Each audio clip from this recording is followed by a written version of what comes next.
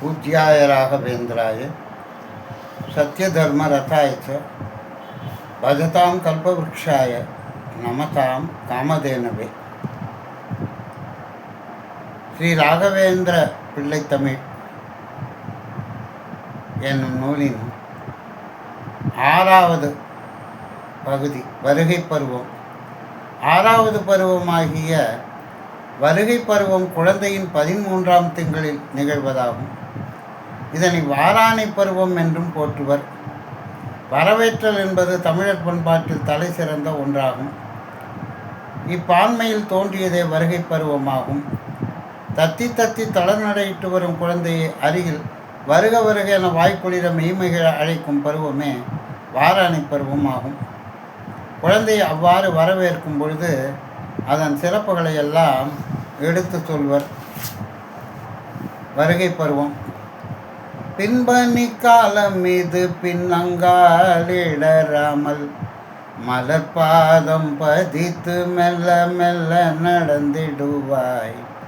புவனகிரியில் தொடங்கி பல புண்ணிய சேத்திரங்கள் செல்ல தத்தி தத்தி நடக்கும் தத்துவ சிலனே வருகவே.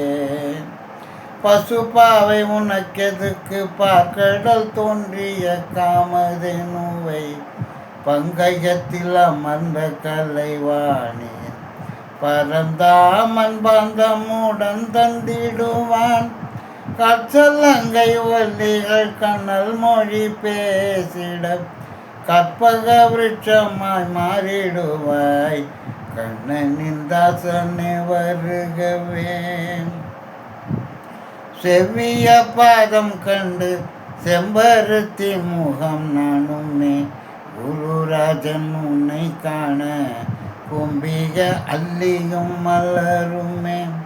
தத்தி தத்தி வா தத்தையாக பறந்து வா கும்பகோண குரு குலவாசனே குருராஜனே வருக வருகவே.